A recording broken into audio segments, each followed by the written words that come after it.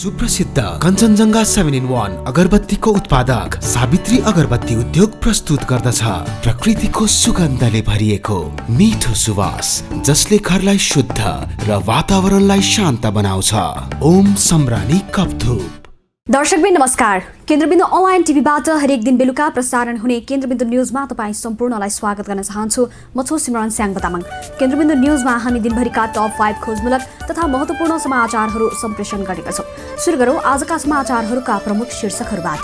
प्रचण्ड माधव पक्षीय नेकपाद्वारा निर्वाचन आयोगमा पार्टीको आधिकारिकता पेशको तयारी। प्रधानमन्त्री ओलीलाई पार्टीको साधारण सदस्य समेत नरहने गरी र महासचिव पौडेललाई पदबाट निष्कासनको निर्णय। प्रधानमन्त्रीद्वारा नेपालकै ठूलो ढल्केवर सब स्टेशन उद्घाटन। सम्बोधनमा तोकिएकै समयमा निर्वाचन हुने भन्दै निर्वाचनमा जुट्न आह्वान। निर्वाचन आयोगद्वारा पूर्व प्रमुख निर्वाचन आयुक्तहरूसँग छलफल। राजनीतिक समस्या सुल्झिए चुनाव गर्न तयारी रहेको जानकारी। महिला लिग फुटबल अन्तर्गत चौदण्डी विरुद्ध एपीएफको 22 गोल अन्तरको जित। आर्मीसँग विराटनगर 7-0 गोल अन्तरले पराजित। र बर्मामा सैन्य कु आङ सान सुकी र राष्ट्रपति सहित अन्य विपक्षी नेताहरू नजरबन्दमा। जस्तै परिस्थितिमा पनि होन्डा छ सधैँ तपाईसँगै। त्यसैले अब होन्डा हुनेछ तपाईसँग मात्र 1 रुपियाँको डाउन पेमेन्ट वा 1 रुपियाँको इएमआई वा 1% इन्ट्रेस्ट रेटमा। थप जानकारीका लागि यी नम्बरमा कल गर्नुहोस् वा माथि दिएको लिङ्क क्लिक गर्नुहोस्। होन्डा छ सधैँ तपाईसँगै। International School of Tourism and Hotel Management. म्यानमारको सैनिक टेलिभिजनले म्यानमारको सम्पूर्ण सत्ता 1 वर्षका लागि आफूहरूले नियन्त्रणमा लिएको घोषणा गरेको छ। नेत्री आङ सान सुकी समेत देशका सबैजसो वरिष्ठ राजनीतिज्ञहरूलाई सेनाले नियन्त्रणमा लिएर यस्तो घोषणा गरेको हो। गत नोभेम्बरमा सम्पन्न आम निर्वाचनमा धाँधली भएको भन्ने सेनाको दावीलाई अस्वीकार गरिएको तथा कोरोना भाइरसका कारण देशभित्र सङ्कटपूर्ण अवस्था रहेकाले आम निर्वाचन स्थगित गर्न सरकार असक्षम भएपछि सैनिक नियन्त्रण आवश्यक रहेको त्यहाँको सैनिक स्रोतले उल्लेख गरेको छ। हेरौँ पुरा समाचार। बर्माको सेनाले नेत्री आङ सान सुकी र राष्ट्रपति विन मिन्ट सहित अन्य नेताहरूलाई पक्राउ गरेको छ। म्यानमारको सत्तारूढ दल national league for democracy NLD की नेत्री आङ सान सुकीलाई पक्राउ गरिएको उक्त पार्टीका प्रवक्ताले जानकारी दिएका छन्। सेनाले सत्ता हत्याउने आशंकामा सरकार र सेनाबीच तनाव बढिरहेका बेला सुकीलाई पक्राउ गरिएको हो। गत नोभेम्बरमा भएको चुनावमा एनएलडीले सरकार गठनको लागि संसदमा पर्याप्त हुने गरी सिट जितेको थियो। तर सेनाले भने उक्त चुनावमा धाँधली भएको जनाउँदै आएको थियो। सोमबार हुन लागेको संसदको बैठकलाई पछि सार्न सेनाले सरकारलाई आह्वान गरिरहेको थियो। आङ सान सुकी र राष्ट्रपति विन मिन्ट सहित अन्य नेता पनि पक्राउ परेको अन्तर्राष्ट्रिय समाचार संस्थाहरूले जनाएका छन्। पार्टीका प्रवक्ता मियो न्युनले रोइटर्स समाचार संस्थालाई फोन मार्फत जानकारी दिँदै सुकीका साथै राष्ट्रपति विन मियन र अन्य नेताहरूलाई पनि बिहान सबेरै लगेको बताएका हुन्। बर्माको राजधानीमा टेलिफोन र इन्टरनेट सेवा बन्द गरिएको छ भने सेनाले थुप्रै ठाउँहरूमा मुख्यमन्त्रीका घरहरूमा पनि पुगेर उनीहरूलाई लगेको परिवारका सदस्यहरूले बताएका छन्। सेनाले कु गर्न खोजेको भन्ने चासोहरू व्यक्त भएपछि गत शनिबार त्यहाँको सशस्त्र फौजले सेनाले संविधानको पालना गर्ने वाचा गरेको थियो। यसैबीच नेत्री आङ सान सुकीले नागरिकलाई सैनिक कु अस्वीकार गर्न आग्रह गरेकी छिन्। National league for democracy NLD को फेसबुक पेजबाट सुकीको प्रतिनिधित्व गर्दै पोस्ट गरेको सन्देशमा नागरिकलाई सैनिक कु अस्वीकार गर्न र त्यसको प्रतिरोध गर्न आग्रह गरिएको छ। एनएलडीले गत नोभेम्बरमा भएको चुनावमा प्रयोग गरेको चेयर एनएलडी पेजबाट वक्तव्य जारी गरेको हो। उक्त वक्तव्य सोमबारको कु भन्दा केही समय अघि लेखिएको समाचार संस्था रोइटर्सले बताएको छ। साविक विजेता एपीएफ क्लबले राष्ट्रिय महिला लिग फुटबलमा 22 गोल अन्तरको फराकिलो जित निकालेको छ। साधोबाटो स्थित एन्फा कम्प्लेक्समा सोमबार भएको खेलमा एपीएफले उदयपुरको चौदण्डीगढी नगरपालिकामाथि ऐतिहासिक जित दर्ता गराएको हो। त्यस्तै आजै भएको अर्को खेलमा आर्मीसँग विराटनगर 7-0 गोल अन्तरले पराजित भएको छ। हेरौँ पुरा समाचार। साबिक विजेता एपीएफ क्लबले राष्ट्रिय महिला लिग फुटबलमा सोमबार उदयपुरको टोली चौदण्डीगढी नगरपालिकामाथि फराकिलो जित निकालेको छ। सातो बाटो स्थित एन्फा कम्प्लेक्समा सोमबार भएको खेलमा एफिएफले उदयपुरको 14 डिगडी नगरपालिकालाई 22-0 गोल अन्तरले पराजित गरेको हो। एपिएफको जितमा सावित्रा भण्डारी एक्लैले 12 गोल गर्दा कप्तान अनु लामाले 5, अनिता बस्नेतले 3 गोल गरे। यस्तै रेणुका नगरकोटी र सरू लिम्बूको नाममा 1-1 गोल रहन गयो। प्रतियोगिताकै कमजोर टिम चौदण्डी विरुद्ध एफिएफले पहिलो 12 गोल गरेको थियो भने दोस्रो हाफमा 10 गोल थपेर भारी अन्तरको जित निकालेको हो। यो जारी लिगमा अहिलेसम्मकै सर्वाधिक गोल अन्तर हो। यससँगै एपिएफले लगातारका 6 खेलमा स्पष्ट जित निकाल्दै लिग तालिकामा शीर्षता कायम राखेको छ। एपिएफको 18 अङ्क भएको छ भने पराजित चौदण्डी गढी अङ्क तालिकामा अङ्कविहीन नै छ। लिग अन्तर्गत सोमबारकै पहिलो खेलमा अर्को विभागीय टोली त्रिभुवन आर्मी क्लबले विराटनगर नगरपालिका मोरङमाथि 7-0 गोल अन्तरको जित निकालेको छ। आर्मीको जितमा शर्मिला थापाले ह्याट्रिक गरेकी छिन् भने विमला चौधरीले 2 गोल गर्दा रश्मि घिसिङ र विमला विकले 1-1 गोल गरे। विराटनगर विरुद्ध एकतर्फी जित निकाल्ने क्रममा आर्मीले पहिलो हाफमा 3 गोल गर्दा दोस्रो हाफमा 4 गोल गर्न सफल रह्यो। प्रतियोगितामा मङ्गलबार वालिङ नगरपालिका स्याङ्जा र चन्द्रपुर नगरपालिका रौतहट बीच प्रतिस्पर्धा हुनेछ। निर्वाचन आयोगले निर्वाचन तयारीको सम्बन्धमा पूर्व प्रमुख निर्वाचन आयुक्तहरूसँग छलफल गरेको छ। छलफलमा राजनीतिक निकास हुन साथ चुनाव गर्न निर्वाचन आयोग प्राविधिक रूपमा तयार रहेको आयोगले जनाएको छ। यसैगरी राजनीतिक दलहरूले आफ्नो मुद्दालाई निर्वाचन आयोगको टाउकोमा हाल्न नहुने पनि पूर्व आयुक्तहरूको तर्क रहेको छ। हेरौँ पुरा समाचार।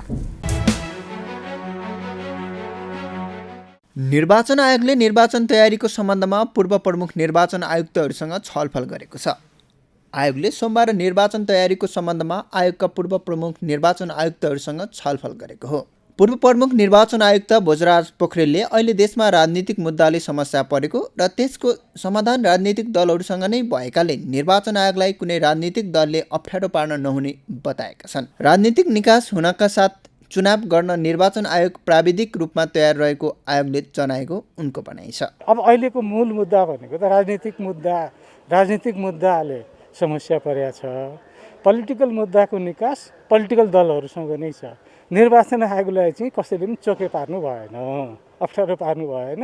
यो पोलिटिकल निकास हुने बित्तिकै त आयोग टेक्निकल्ली चुनाव गर्नलाई तयार छु भने उहाँहरूले हामीसँग त्यही भयो। पूर्व प्रमुख निर्वाचन आयुक्त नीलकण्ठ उप्रेतीले राजनीतिक समस्या राजनीतिक दलहरूले सुल्झाउनु पर्ने र निर्वाचन आयोगले निर्वाचनको तयारी गर्नुपर्ने बताएका छन्। मतपत्रको डिजाइन र पार्टी दर्ता नहुन्जेलसम्म निर्वाचनको तयारी पूर्ण रूपमा नहुने भन्दै उनले विभाजित मनस्थितिमा रहेको दल विभाजित हुने हो भने विभाजनको प्रक्रियामा गएर निर्वाचन आयोगलाई सहयोग गर्नुपर्ने धारणा राखे। दलीय समस्या समाधान गरेर चुनावमा जानुपर्ने र त्यो गर्न सक्ने क्षमता निर्वाचन आयोगसँग रहेको उनको भनाइ छ। राजनीतिक दलले आफ्नो मुद्दालाई निर्वाचन आयोगको टाउकोमा हाल्न नहुने समेत पूर्व आयुक्त उप्रेतीको भनाइ छ। होइन चाहिँ राजनीतिक समस्या राजनीतिक दलहरूले चाहिँ सिर्जना गरेको उहाँहरूले सहयोग गर्नुपर्छ, उहाँहरूले नै यसलाई सुल्झाउनुपर्छ। निर्वाचन आयोगले निर्वाचनको तयारी गर्नुपर्छ। निर्वाचनको तयारी चाहिँ आन्तरिक तयारी चाहिँ सधैँ गर्छ निर्वाचन आयोगले। 12 महिना 5 वर्षसम्म गर्छ। चुनावको मिति घोषणा भइसकेपछि त्यो वैध मिति भयो भने त्यो निर्वाचन सम्पन्न गर्नको लागि तयारी गर्नुपर्छ। निर्वाचन आयोगका सहायक प्रवक्ता कोमल प्रसाद धमलाले प्रमुख निर्वाचन आयुक्तहरूसँगको आयोगको छलफल नियमित भेटघाटको रूपमा रहेको स्पष्ट पार्नुका साथै आयोग निर्वाचनको तयारीमा अघि बढेको बताए।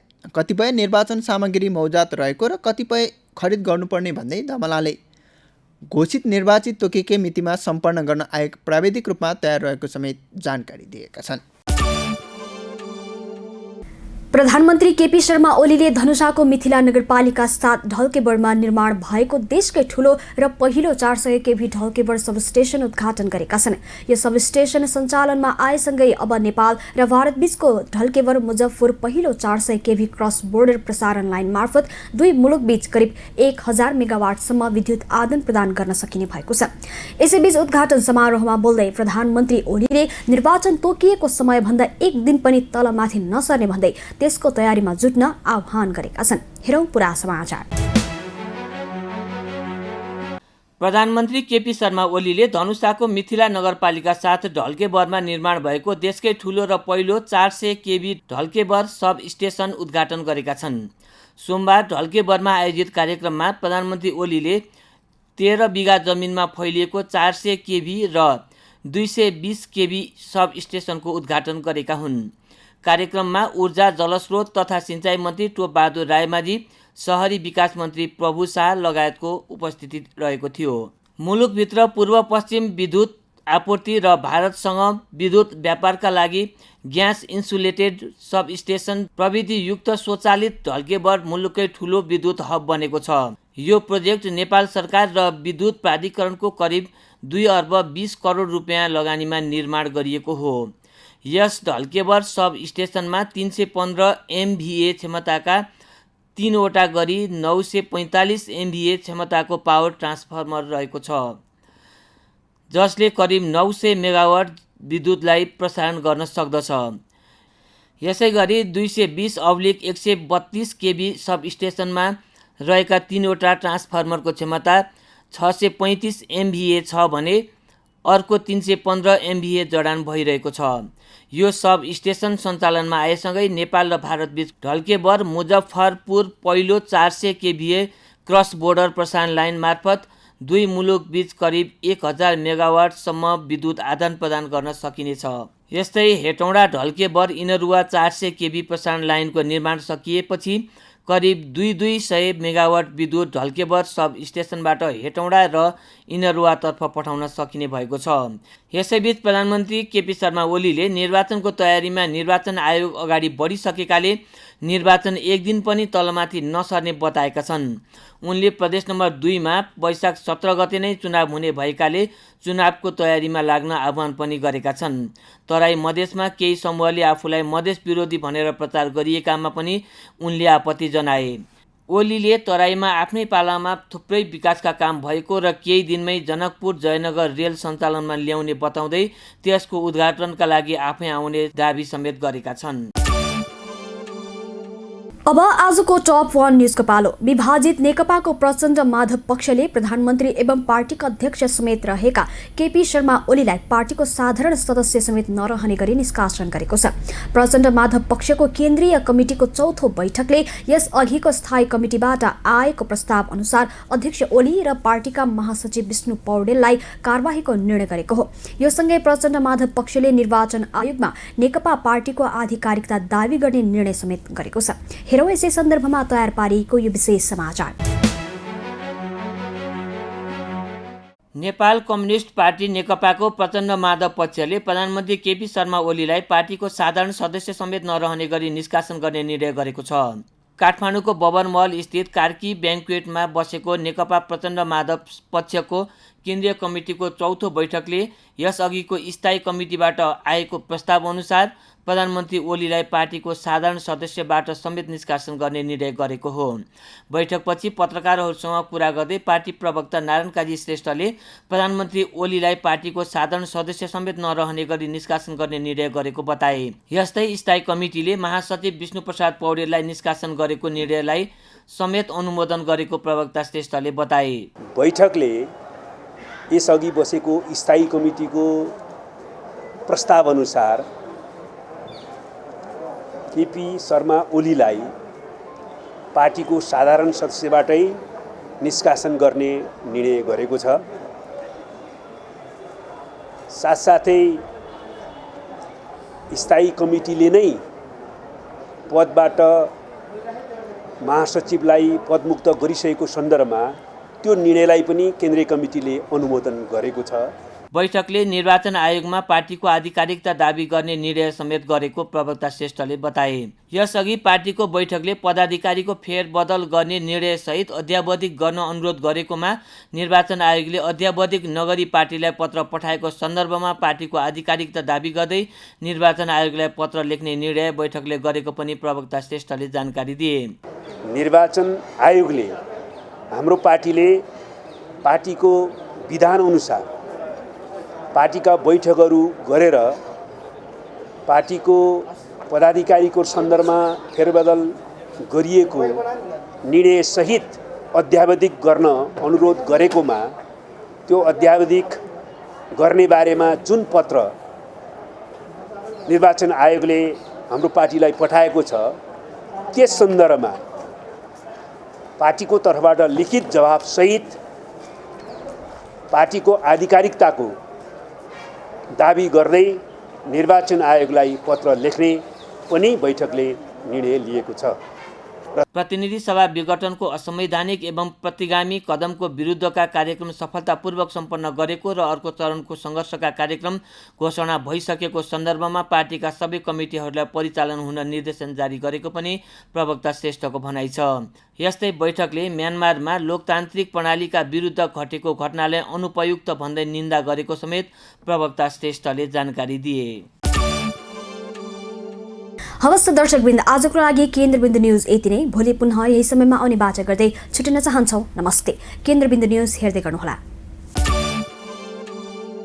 कलङ्कीमा अवस्थित नेपालकै पहिलो ठुलो र अत्याधुनिक होलसेल बजार एनबिटिसी सञ्चालनमा कम्प्लेक्समा सम्पूर्ण फेन्सी तथा कस्मेटिक सामानहरू होलसेल मूल्यमा उपलब्ध छन्।